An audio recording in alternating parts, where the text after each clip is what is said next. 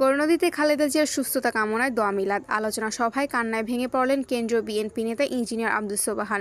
বৃহস্পতিবার 4 ডিসেম্বর বিকেলে বরিশালে সরকারি গৌরনদী কলেজ মসজিদ মাঠে উপজেলা ও পৌর বিএনপি এবং অঙ্গ সহযোগী সংগঠনের আয়োজনে বিএনপি চেয়ারপারসন বেগম খালেদা জিয়ার দ্রুত সুস্থতা কামনায় দোয়া মিলাদ অনুষ্ঠিত হয়েছে।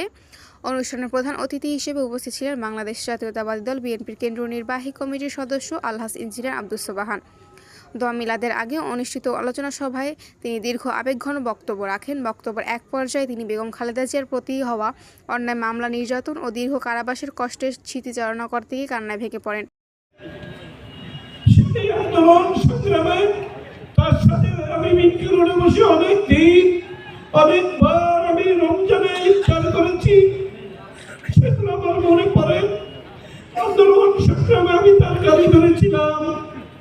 আমাকে সান্ত্বনা দিতেন মার মতো। আমার মা নাই, আমি আমার মার জন্য যতটা দোয়া করেছি তার জন্য বেশি দোয়া করি। তিনি বলেন, বিগত 15 বছরের পতিত আওয়ামী লীগের শাসনামলে নানা মিথ্যা মামলার শিকার হয় বেগম খালেদা জিয়াকে দীর্ঘ 7 বছর কারাবন্দী জীবন কাটাতে হয়েছে। তবু তিনি কখনো আপোষ করেননি, হার মানেননি। 2007 সালে 3 সেপ্টেম্বর 1-11-এর তত্ত্বাবধায়ক সরকারের সময় তাকে গ্রেফতার করা হয়। উল্লেখ করে তিনি বলেন, কারাগারে থাকাকালেই তাকে বিদেশে পাঠানোর চেষ্টা হয়েছিল, কিন্তু তিনি দেশ ছেড়ে যাননি। তার রাজনৈতিক জীবন আপোষহীনতা, দৃঢ়তা ও সংগ্রামের প্রতীক।